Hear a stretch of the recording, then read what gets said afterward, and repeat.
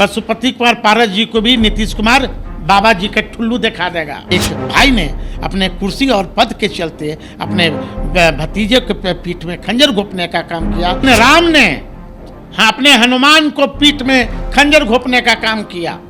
इसलिए खंजर घोंपने का काम किया कि हनुमान एक दलित समाज से आता है। यही नीतीश कुमार जी ये तो दलित विरोधी हैं। चिराग पासवान जी इस चुनाव में नीतीश कुमार जी का औकात दिखा दिया।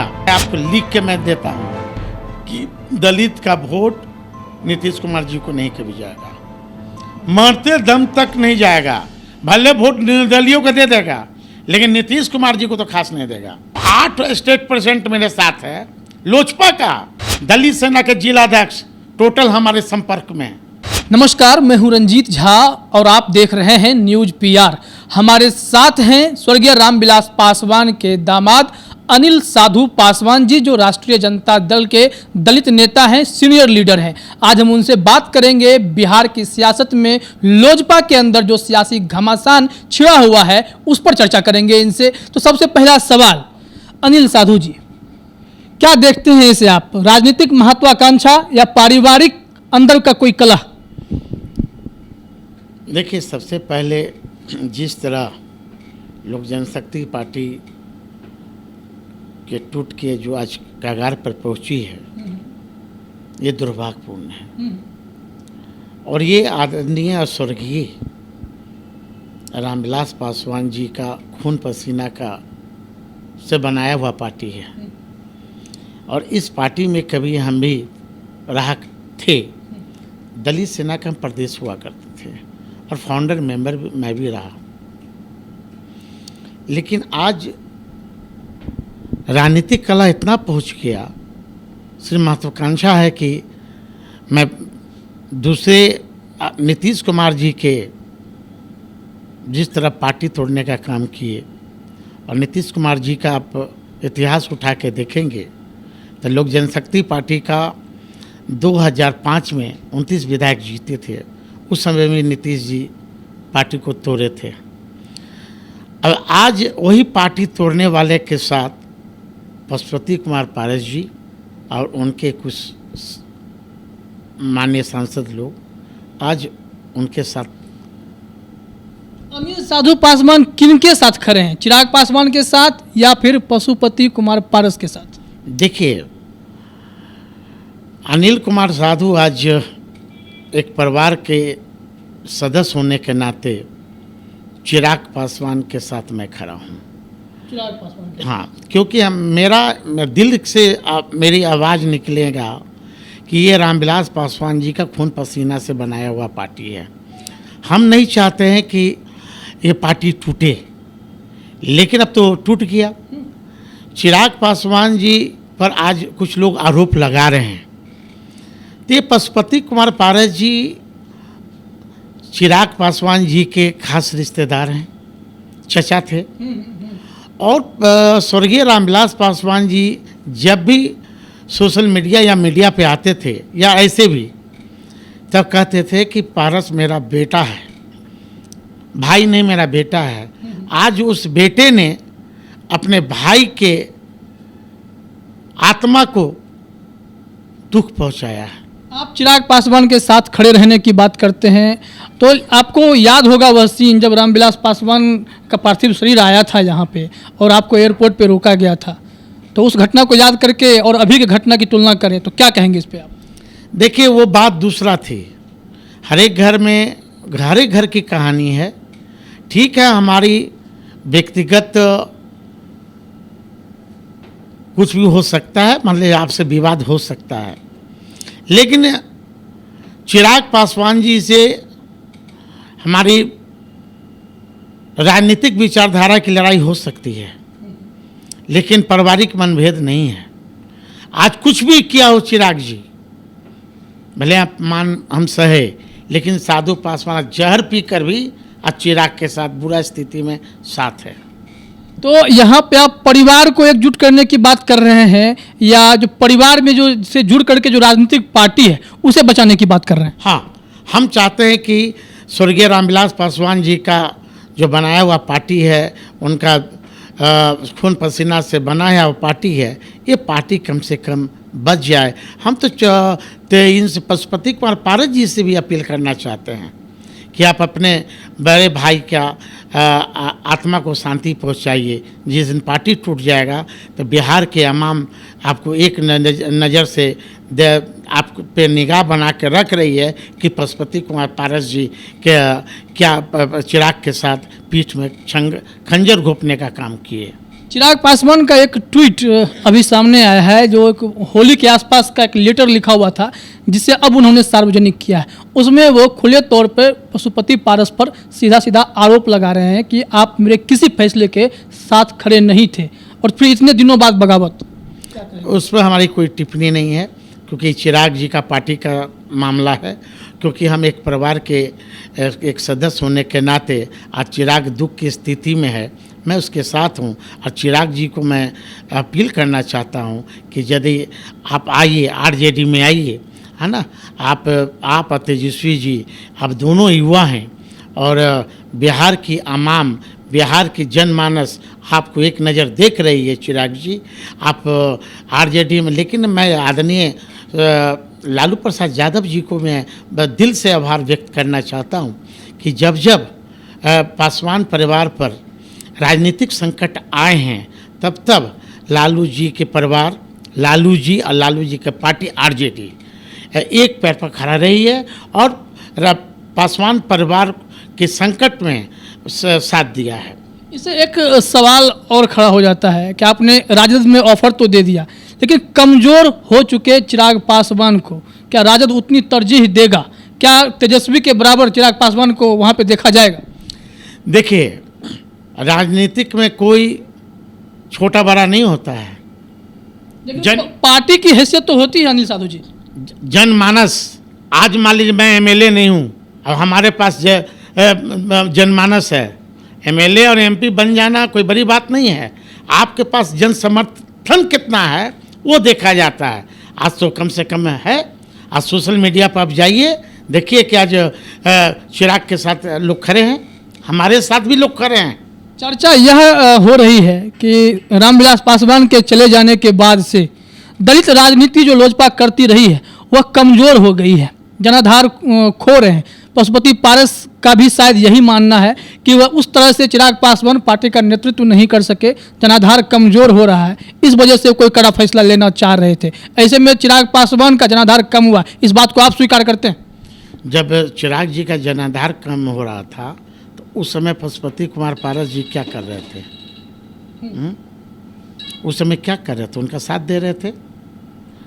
पत्र को देखा जाए तो पत्र में उन्होंने स्पष्ट किया है कि उन्होंने प्रिंस राज को भी आगे बढ़ाने की भरसक कोशिश की।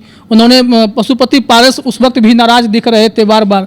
तो ऐसे समय में क्या एक परिवार की तरह अगर राजनीति को सही से साधना था, ठीक से आगे बढ़ना था, दलित राजनीति को चमकाना था, तो पशुपति पारस को साथ होना चाहिए था? देखिए, आदरणीय स्वर्गीय रामविलास पासवान जी जब तक जिंदा रहे तब तक वो अपने परिवार को और पार्टी कार्यकर्ताओं को अपने बेटा से ज़्यादा मानते थे। जब तक पासवान जी जिंदा रहे, परिवार को टूटने नहीं दिया, उन्होंने पार्टी को भी नहीं टूटने दिया। लेकिन कहीं ना कहीं किसी से जरूर चूक हुई तब ने इतना बड़ा स्टेप लिया गया। किसकी गलती मानते हैं, अंदरूनी या बाहरी ताकत? चर्चा यह भी है कि इस पूरे खेल के पीछे जदयू का हाथ है। मुख्यमंत्री नीतीश कुमार इसको मॉनिटर कर रहे हैं और इसके पीछे ललन सिंह, संजय सिंह और कई लोगों के नाम आ रहे हैं जो इसमें जुड़े हुए हैं। महेश्वर हजारी का भी नाम आता है, जो कहा जाता है कि उनके परिवार के नज़दीकी रहे हैं, रामविलास जी के परिवार के नज़दीकी रहे हैं। वीणा सिंह का भी नाम आ रहा है जो सांसद हैं, उनके पति जदयू में एमएलसी हैं दिनेश सिंह। इन सब लोगों ने मिल करके पूरी रणनीति बनाई है। क्या इसमें कितना दम देखते हैं आप? देखिए, जेडीयू के प्रवक्ता केसी त्यागी जी का हमने बयान सुन रहा था, तब केसी त्यागी जी से मैं पूछना चाहता हूँ, कल तक तो आप पर्दे के पीछे थे, आपकी बयान तो पर्दे के पीछे आ रहा था।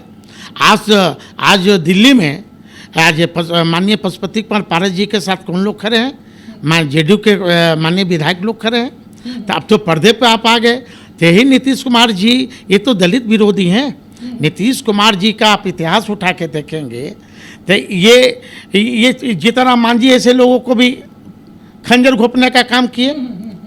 राम सुंदर दास जी को भी इन्होंने खंजर घोंपने का काम किया, रामविलास पासवान जी को भी इन्होंने खंजर घोंपने का काम किया, अब चिराग को भी इन्होंने खंजर घोंपने का काम किया।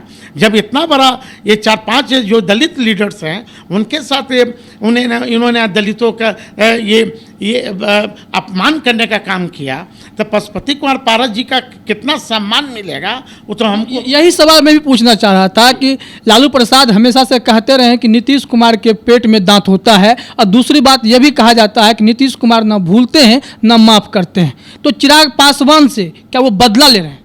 निश्चित तौर पर चिराग पासवान जी इस चुनाव में नीतीश कुमार जी का औकात दिखा दिया। कितने विधायक थे पहले, आज कितने पर सिमट गए? तो कम से कम औकात तो दिखा दिया। और जो जहाँ तक दलित की बात है, खासकर पासवान समाज की बात है, तो पशुपति कुमार पारस जी मुंगेरी लाल का हसीन सपना नहीं देखे। पासवान समाज एक भी दांत खोदने के लिए एक भी नीतीश कुमार जी को न मिला है न मिलेगा। यही नीतीश कुमार जी दलित महादलित करके बांट दिए, यही नीतीश कुमार जी प्रमोशन में आरक्षण खत्म करने की बात करते हैं, दूसरी तरफ बीजेपी संविधान खत्म करने की बात करती है। इसलिए बीजेपी भी और नीतीश कुमार दोनों दलित विरोधी है। बंगारू लक्ष्मण को आपको याद होगा, जो बीजेपी के एक शीर्ष नेता दलित नेता थे, जब बंगारू लक्ष्मण को नहीं इन्होंने छोड़ा, हम तो यही कह रहे हैं कि जब तक रामविलास पासवान जी थे तो मोदी जी को साथ दिए, चिराग भी मोदी जी को साथ दिए, लेकिन आज हनुमान बने चिराग, लेकिन राम ने अपने हनुमान को पीठ में खंजर घोंपने का काम किया। इसलिए खंजर घोंपने का काम किया कि हनुमान एक दलित समाज से आता है ना। नीतीश कुमार जी भी आज बड़ा हितैषी बने हुए दलित समाज का। कहाँ गया आपका ये दलित महादलित आयोग, अभी तक क्यों भंग है? कहाँ तक अमीरदास आयोग क्यों भंग है? अभी सबसे ज़्यादा शराब के नाम पर अभी 5.5 से 6 लाख सिर्फ दलित बंद है इनके जेल में। अनिल साधु जी, एक सवाल और उठता है कि नीतीश कुमार की राजनीति इस बार कमजोर हो गई है, वो बीजेपी के दबाव में है। इसे खुल करके उन्होंने भी कहा था कि मैं दबाव में मुख्यमंत्री बना हुआ हूं, ये बयान भी उनका आया था। अभी देखिए कि उन्होंने प्लान बी तैयार किया है, वह दूसरे को तोड़ने में लगे हैं, कांग्रेस को तोड़ने में लगे हैं। इसमें हाल में ही उन्होंने तोड़ भी दिया, लोजपा के एकमात्र विधायक को तोड़ दिया, एक एमएलसी को अपने पास बुला लिए। तो इस तरह करके लोग तोड़ रहे हैं इसको, और कहा जा रहा है कि हर तरह की राजनीति में जो हर वर्ग के लोग हैं उनको जोड़ने की कोशिश हो रही है। आप देखेंगे बीएसपी से जमा खान को ले जा करके, लेकिन क्या कारण रहा कि मुसलमानों ने भी भरोसा नहीं दिखाया, एक भी विधायक जीत करके नहीं आए। अब दलितों को जोड़ने के लिए पशुपति पारस से हाथ मिलाना चाहते हैं। इस तरह करके देखें तो छोटे छोटे टुकड़ों में लोगों को जोड़ रहे हैं। इससे क्या जदयू मजबूत हो जाएगी? कितनों ये दलित को तोड़ लें, दलित खासकर मैं आपको लिख के मैं देता हूं कि दलित का वोट नीतीश कुमार जी को नहीं कभी जाएगा, मरते दम तक नहीं जाएगा। भले वोट निर्दलियों को दे देगा, लेकिन नीतीश कुमार जी को तो खास नहीं देगा। आरजेडी पर लोगों का भरोसा है, क्योंकि आदरणीय लालू जी सामाजिक न्याय की बात करते हैं, तेजस्वी सामाजिक न्याय की बात करते हैं। लेकिन नीतीश कुमार जी से पूछिए ना कि मैं तो कह रहा हूँ कि अमीरदास आयोग क्यों भंग है, क्यों भंग है, क्यों दलित अभी 4.5 लाख अभी बैकलॉग हमारा बाकी है, क्यों नहीं ये कर रहे हैं? कितने कलेक्टर नीतीश कुमार के राज में, कितने कलेक्टर शेड्यूल कास्ट और शेड्यूल ट्राइब के हैं, कितने वरीय पुलिस अधिकारी हैं? जरा पशुपति कुमार पारस जी से पूछिए ना कि आज जो एक कुर्सी के पद के लिए जा रहे हैं, हाँ आप देख लीजिएगा, इनको भी पशुपति कुमार पारस जी को भी नीतीश कुमार बाबा जी का ठुल्लू दिखा देगा, मतलब ठगे जाएंगे, ठुल्लू दिखा देगा। तो एक खबर ये भी मिल रही है कि लोजपा कार्यालय में भी हंगामा हुआ है, और जो लोजपा कार्यकर्ता है उन्होंने पशुपति पारस समेत ऐसे तमाम बागी नेताओं पर जो है कालिक तक पोत दिया है। आप अगर देखें, लोजपा क्या अब फिर से एकजुट होने की संभावना कुछ दिखाई पड़ रही है आपको? देखिए, यहाँ तक बात बढ़ गई है, और जहाँ तक लोजपा की सवाल है कि लोग अभी कार्यालय ही पर लोग धरना प्रदर्शन कर रहे हैं, क्योंकि हम तो उस पार्टी में है नहीं, ये तो लोजपा का अंदरूनी मामला है, हम तो आरजेडी के साथ हैं। लेकिन आप राजद से हैं, लेकिन आप उस परिवार के सदस्य हैं, इस वजह से हम आपसे लगातार सवाल लेकिन हमारे पास अभी हमारे पास भी जब सुबह से जबकि मैं लोजपा में नहीं हूँ, सच्चे दिल से मैं बोल रहा हूँ, लेकिन अभी भी पूरे ऑल ओवर इंडिया से स्टेट प्रेसिडेंट, कम से कम 8 स्टेट का स्टेट प्रेसिडेंट हमारे पास मैसेज भेजा है कि मैं आपके साधु जी आपके साथ हूँ। जब 8 स्टेट प्रेसिडेंट मेरे साथ है लोजपा का, जैसे मैं नाम क्या बताऊं, 8 स्टेट प्रेसिडेंट मेरे साथ आज चिराग मेरे साथ है कि आपने जो कदम उठाया है वो सही है। कल के डेट में पशुपति कुमार पारस जी को शायद पता नहीं है कि कितना जिला अध्यक्ष, दलित सेना का जिला अध्यक्ष, मैं आपके चैनल पर पहली बार बोल रहा हूँ, दलित सेना के जिला अध्यक्ष टोटल हमारे संपर्क में है। तो क्या इन्हें आप राजद में ले जाना चाहेंगे? देखिए, मैं नमक हरामी नहीं करता हूँ। मैं लोजपा में था, मैं आरजेडी में गया, दलित सेना के 40 जिला अध्यक्ष और प्रदेश के पदाधिकारी जिसको हमने नियुक्त किया था मेरे साथ थे। उन्होंने कहा कि सर मैं आपके साथ जाऊंगा। मैंने बोला कि नहीं, मैं किसी का पार्टी घर नहीं तोड़ता हूं। लेकिन एक चाचा ने, एक तो कहावत है कि माल महाराज के मिर्जा खेले होली, ये रामविलास पासवान जी का पार्टी बनाया हुआ, उनके खून पसीना का पार्टी बनाया हुआ, आज एक भाई ने अपने कुर्सी और पद के चलते अपने भतीजे के पीठ में खंजर घोंपने का काम किया और रामविलास पासवान जी का सपना चूर करने का काम किया। इससे शर्म की बात और क्या हो सकती है। और आखिरी सवाल, लोजपा में खास करके परिवार में मुश्किल घड़ी है, चिराग पासवान से क्या आपकी बात हुई या पशुपति पारस से किसी से बात हुई? चूंकि आप परिवार के सदस्य हैं, किसी को आपने समझाने की कोशिश की, आपकी बात कहीं किसी से? हमारी बात हो रही है। हमने आज मीडिया के मार्फत मैंने पशुपति कुमार पारस जी से मैंने उनसे भी अपील की है कि अभी भी समय है, आप लोग दोनों मिलकर पार्टी को बचा लीजिए। आदरणीय पासवान जी का आत्मा आज रो रहा है, उस आत्मा को आप शांत कीजिए। लेकिन जिस तरह जेडीयू नीतीश कुमार जी, जिस तरह बीजेपी के लोग आदरणीय स्वर्गीय रामविलास पासवान जी को आज पार्टी तोड़कर चिराग को बेदखल कर आज हमको लगता है कि ये दोनों जेडीयू और बीजेपी अब पशुपति कुमार पारस जी और उनके सांसद आज रामविलास पासवान जी को सच्ची श्रद्धांजलि ये लोग देने का काम किया है। तो अभी आप हमारे साथ चर्चा सुन रहे थे। अनिल साधु पासवान जी स्वर्गीय रामविलास पासवान के दामाद हैं। इन्होंने एक परिवार के सदस्य के तौर पर यह अपील की है कि पशुपति पारस जी से भी और चिराग पासवान जी से भी कि आप लोग जो है पार्टी को टूटने से बचाइए और परिवार की मजबूती बनाए रखिए। लेकिन बाहर जो खबरें मिल रही हैं वहाँ पर मामला बढ़ चुका है, अब शायद एकजुट होना संभव नहीं है। लेकिन बिहार की सियासत में कुछ भी संभव होता है, आगे क्या होगा कोई नहीं जानता है। इसके पीछे जिम्मेवार अनिल साधु जी नीतीश कुमार को, जदयू को और बीजेपी को मानते हैं। हालांकि इस पूरे घटनाक्रम पर हमारी नज़र बनी हुई है, जो भी अपडेट्स आएंगे हम आप तक लगातार पहुंचाते रहेंगे। तब तक आप बने रहिए हमारे साथ और देखते रहिए न्यूज़ पीआर। आपका बहुत बहुत धन्यवाद। आपका बहुत बहुत धन्यवाद सर। शुक्रिया, धन्यवाद।